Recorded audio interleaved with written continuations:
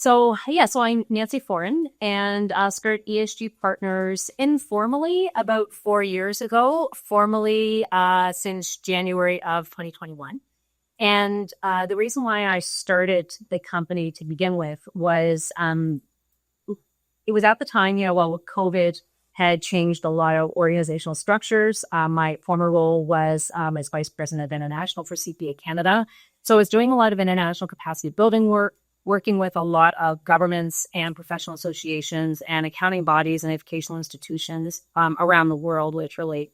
And doing a lot of work to really link together sort of this foundation in education to help build economic and social prosperity and strengthen public sector processes to ensure transparency and accountability back to the public that supports the public sector, right? So there's all those pieces going around.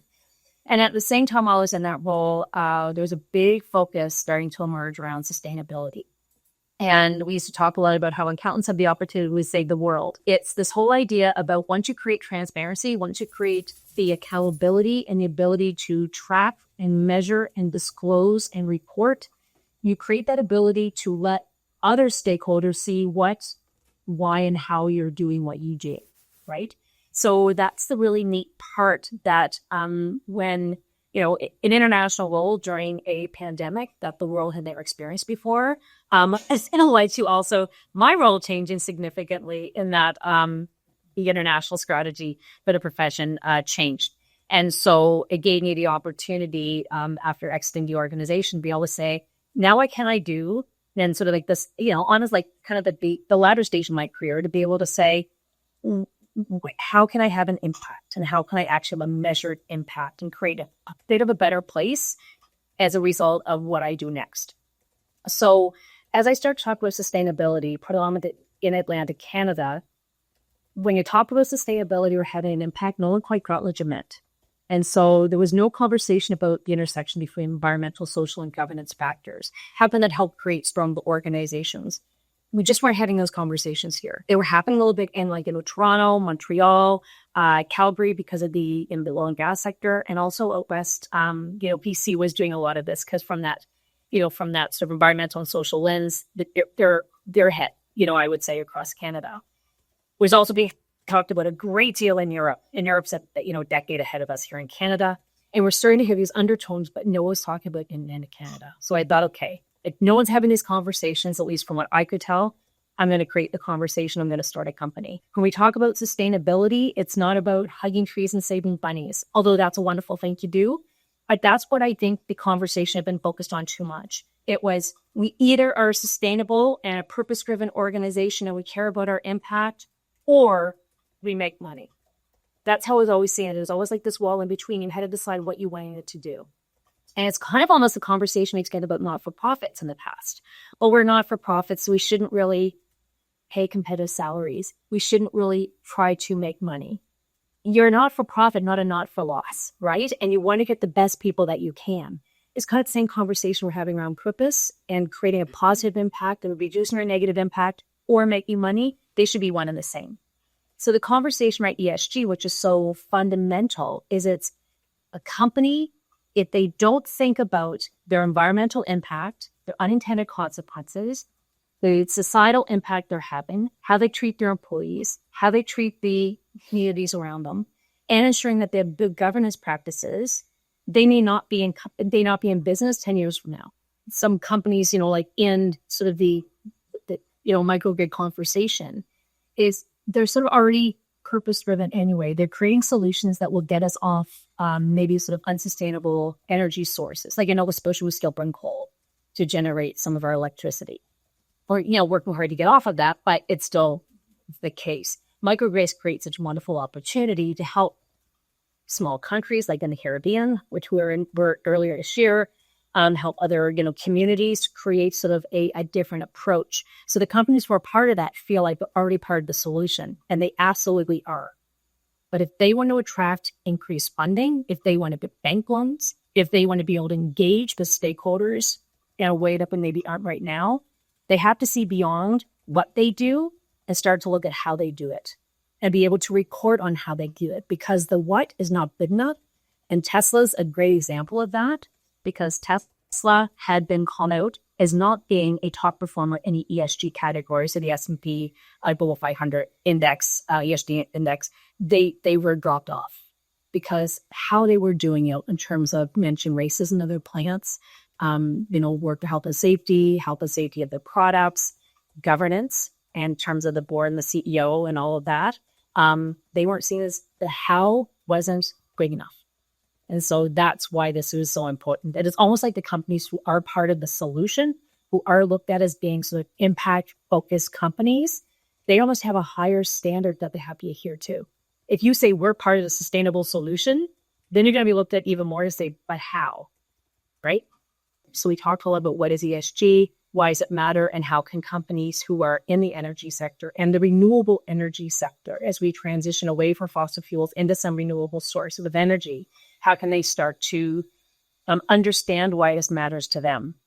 So, but if you were, a company who's able to work in solar or in wind or other, like offshore and in different ways, what's the greenhouse gas emissions like from the product that you're actually using in your scope of work?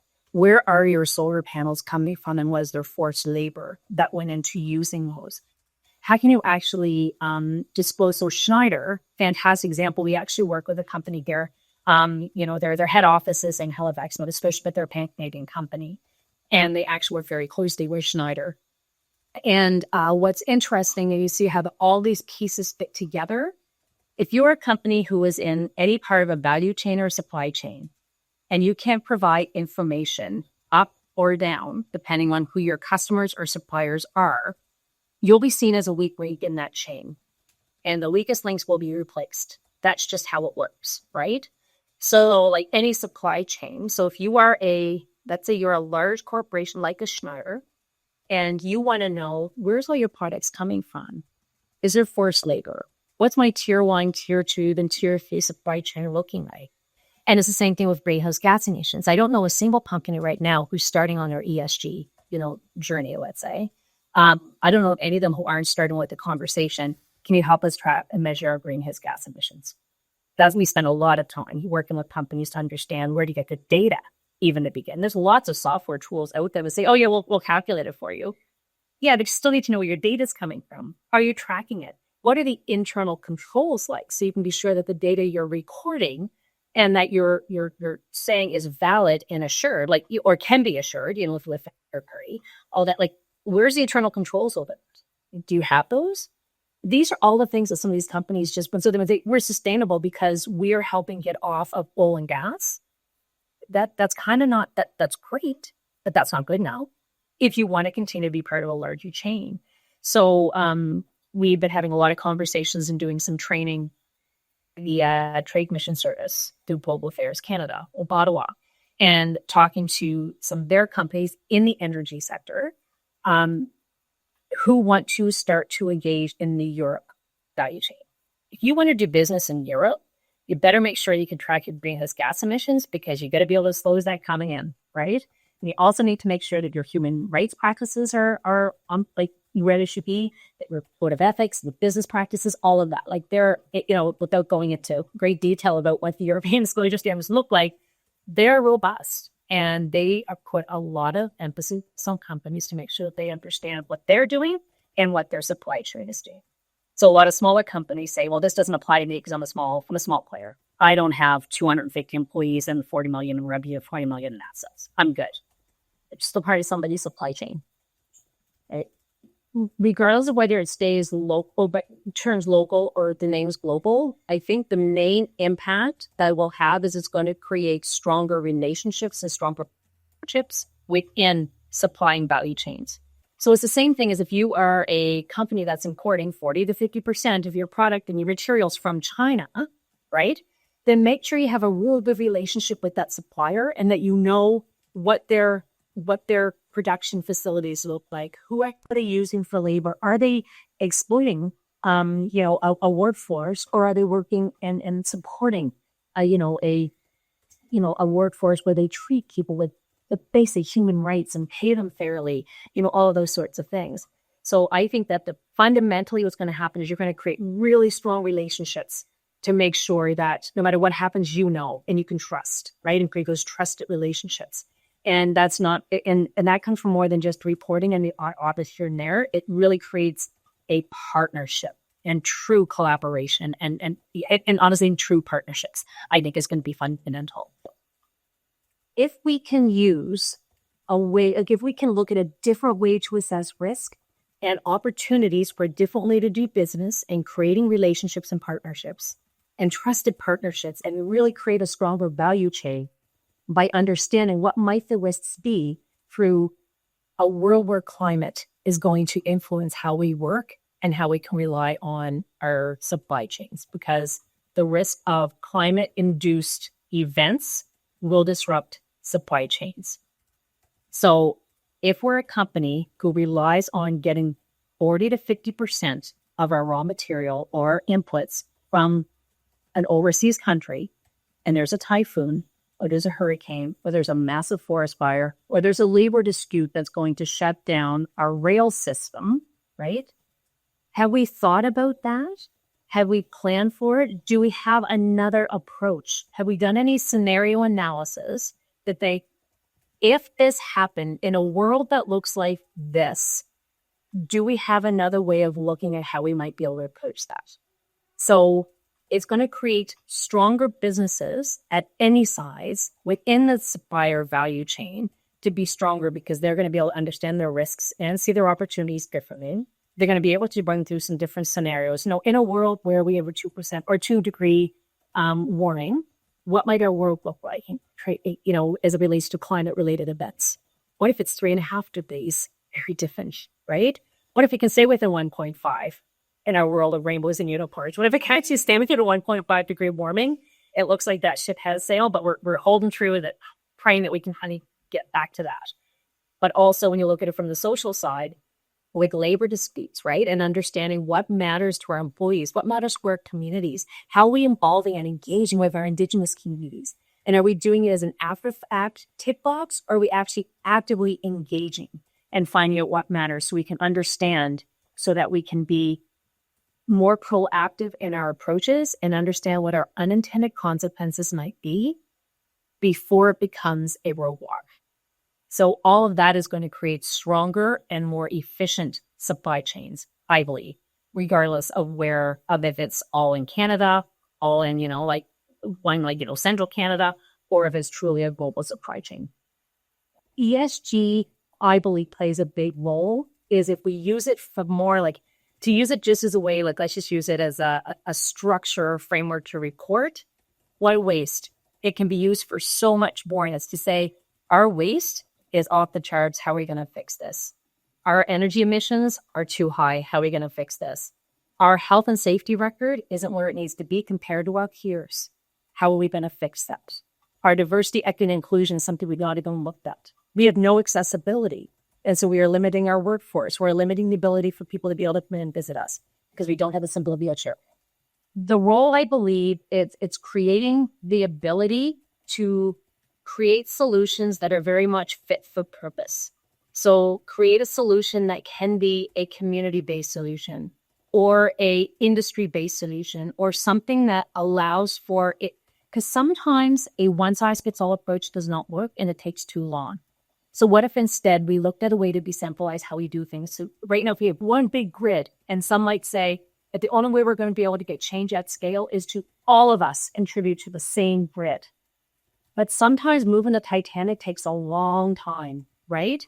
But what if instead you can get a lot of different micro bits that are happening, or a lot of community-based solutions, or a lot of solutions that are a bit smaller scale that meet the need of the jurisdiction there. So maybe you can engage with your communities in a much different way. Maybe you can engage in a energy solution that works for this particular jurisdiction, as opposed to forcing one size fits all solution. Because of this, the approach, especially that the EC is using, and create these abilities to create those partnerships and create an environment where, supply chains and value chains can start to work together, learn about what each other has to offer, then that starts to create those solutions to get us to these goals. Sometimes you do have to start a little bit disconnected in order to be able to create a commonality. So let's create a little bit of maybe decentralized, pieces that can maybe then all come together and then we've got a solution. The fundamental core of the issue that we've been dealing with in this whole sustainability conversation for the last 10, 15 years is companies have been looking at their own operations and saying, what do we feel is important and what do we feel needs to be disclosed in our sustainability reports? So what it ended up becoming is these sustainability reports became these marketing tools. Like, look at all the wonderful things we're doing, right? You could not compare company to company. You couldn't compare industry to industry. You just didn't know. So we have sustainability standards. So there's a couple of the, I'll nerd to stand the bars. So the Sustainability Accounting Standards Board, or SASB standards, they are industry-focused standards. So there's 77 industries that have been outlined that they set as sustainability standards, where they will say, if you are in this particular industry, these are the issues that matter the most, and here's how you should start to assess them and track them and account for them. And that's how you're going to be able to measure your benchmark result and then measure your performance over time. And all other companies in this industry will use those same SASB, that same SASB standard for that particular industry, and be able to, record on those too. So you can start to compare when. To answer that exact question about what do you track, what don't you track, what should be measured, and all those sorts of things, I heard that upwards of 400 to 600 of these organizations are out there to try to help address how do you measure your sustainability performance. It was called the alphabet soup. We still call it the alphabet soup, but at least now we are getting a lot of harmonization, a lot of consolidation within this whole ecosystem. So what's emerged are these international sustainability reporting standards. And so what these international standards have done, and it's through the IFRS Foundation, is these international sustainability standards, they have created this benchmark or this baseline that can be used all around the world by countries or jurisdictions, regulatory jurisdictions, can start to look at and say, we're going to adopt this, but we might just tweak it a little bit. So Canada, we have our Canadian Sustainability Standards Board, or CSSB. And so Canada's looking at these international sustainability reporting standards. And they're saying, okay, and they just finished the consultation. They're doing a lot of sort of evaluation of the feedback that they bought. And we expect that in, a number of short months, we'll get the Canadian Sustainability Standards and disclosure standards released that will help us assess what should be measured or a particular industry, and how can we assess that industry. So what these sustainability standards are doing in this global scale is we brought in a climate focus. So how will climate and a changing climate affect your business? And how do you ensure that you are managing and addressing and minimizing the risk and maximizing the opportunity that's associated with climate change? And that's where some of these companies within the centralized energy world have an opportunity. How are they addressing the climate issue, right? They're creating solutions. And so you can go back to like microgrids or decentralized energy. You might be more insulated to climate events, huge opportunity, right? And so at the same time with climate, then they also look at that industry base. So what the international standards had done is they brought in the climate reporting framework that had existed through the TCFD. They brought in those SASB standards I talked about, so the 77 industries. And that's how we're going to be able to find out what kind of company are you, what industry are you working in, what should you disclose. But honestly, low-hanging fruit, what does a company have to look at? They're going to have to start reporting their greenhouse gas emissions. They're going to have to know about the supply chain in terms of their labor. And forced labor, child labor, is that used anywhere within the supply chain? Worker safety, diversity, equity, inclusion, and accessibility. Those are, if you're not looking at those as a minimum, then you're probably missing something. But so those are, I don't know of a single company that we've ever worked with that has views on looking at those. In this space, like any emerging space, you can't sit still because so much is changing. So we paid very close attention to what's going on out of Europe, what's going on in the US, what's going on across Canada, what's going on in Australia, New Zealand, all these different jurisdictions, and everyone has a bit of a different take on this. So staying on top of what's going on internationally, because inevitably that's going to affect our companies who are part of a global supply chain here in Canada. And and just staying very curious, reading a ton, keeping our skills sharp, even, ongoing training, because everything starts to change and tweak a little bit as we go along. So I think just staying aware, staying engaged, reading, scanning everything on a regular basis. Woo-poo's not enough. It's honestly, it's daily, doing a daily scan. Yeah. And being highly critical of what you read, especially when it comes to the socials. So I've been finding like even LinkedIn isn't the go-to source like it used to be. Like I'm finding that it too is getting kind of leaning one side or another, depending on who you follow who comes in the pipeline. I never used to be like that. Always a one source that you could kind of rely on to be a little less biased. But there are some strong comments that go out to express an opinion. And other than that, like it's just what you subscribe to. Like I also subscribe to other stuff that's not even ESG, but you can start to see where the themes start to come through it. So things like, ESG today and, those in S&P Global, like, those are sort of like that low-hanging fruit. Of course, you would do that.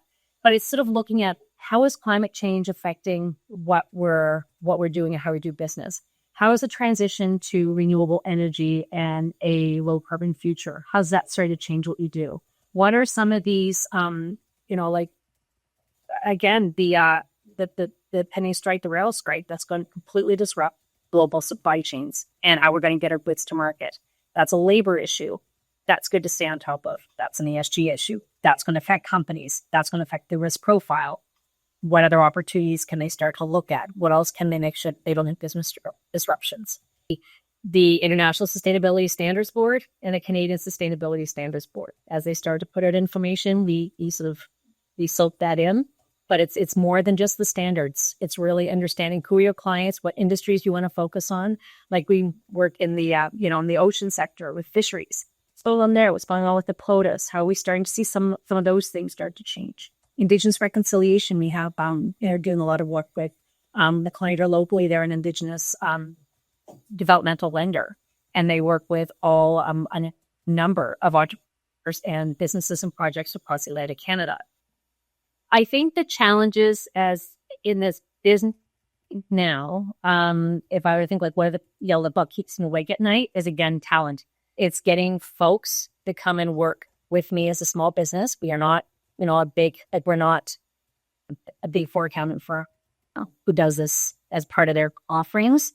This is what we focus on. This is what we do, and we know that we have a unique value proposition for the clients that we work with because we know and we're really good at this. And the team that I have around me right now are really good at this and as passionate as I am about this, and it's awesome. However, we are at least, I can't speak across Canada because we do have some clients who are, in Ontario or elsewhere, in the Caribbean. But I can tell you as far as, recruiting for talent, I don't know that our education system has yet gotten where it needs to be to get in front of this. But the talent, the best talent, you really do need to open it up and say, you know what, if you want to work remotely, you can. And so that's part of it too. So that changing business model is a big thing too. You don't see the CEO being involved day to day, but they stay involved where they need to and they want their reporting out, right? Or they want to be part of the meetings every once in a while to be able to just know so what's going on so that the executive team or their ESG steering committee that they defined has that direct line of communication. Because if they get stuck, for one example, data is a big part of effective management of ESG performance and ESG reporting. If you don't have access to the data or you're not getting support at the department who might own the data, you do need to have that direct line to show that you do have that authority to be able to say, we're doing this, you need this all to be together. An effective leader has to be able to create that environment of sharing, of breaking down walls, of breaking down silos, and be able to enable a conversation to get that engagement from across the organization and understand that it is a organization-wide initiative. So information change, cultural change, all of it is going to be across the organization. And the best leaders can actually enable that, right? So how do we involve quality? How do we evolve our accounting team? How do we evolve our legal team? How do we evolve manufacturing? How do we evolve our sales and marketing, business development? Because all of those are going to have a different perspective about what's important to the organization today. So, quality may not necessarily care about what the customers in Europe are saying. Product quality, product safety, absolutely important. But you also make sure you can sell the product. You need to know what matters as you're importing it into another country. So when you think about an ESG framework, Indigenous reconciliation will inevitably be one of the key elements, or Indigenous engagement and collaboration is a key element that companies have to think about and consider. What if you are an Indigenous company? What if you are in an Indigenous community? Let's say you're on reserve and you're getting lending from an Indigenous developmental lender. How do you then start to say, well, we are Indigenous, we are having an impact, we are doing all these things. So it just changes the whole conversation, how you assess. There are companies who are reaching out to us, whether they be in the ocean sector, in the fishery, or in the manufacturing or emerging technologies. They're reaching out now and saying, this is really an important part, not only of the story that we want to tell, but of how we want to show up in the world. If you're part of a supply chain, part of a value chain, this matters. If you're a company that wants to get investment, whether you be looking for venture capital, whether you be looking for, Series A, whatever that might be, you're going to have to start reporting on some ESG factors. And those are increasingly getting greater. It's not just tick a box if you have a good policy around the fact that you will not discriminate. That's not good enough anymore. That has to be more robust. So SMEs are really saying if they want to continue to be part of this conversation, they have to. If they want to grow and export to other markets, they need to have a strategy for that. The biggest lesson is the importance to stay humble. Honestly, I don't think there's a bigger lesson. And there's a number of ways that manifests itself, but in the terms of if you're talking to somebody, to know that you never have all the answers and be willing to learn and to actually to say the words, I was wrong. I just learned a lot. That's an awesome place to be. So it's sort of one of those things that you kind of realize, part before you go out the door and understand that we're all in this together. We're all people, and let's just focus on what do folks need? What do they want? What value can they get from you? And really respect partnerships and the others who are here. And I think humility is at the core of all of that.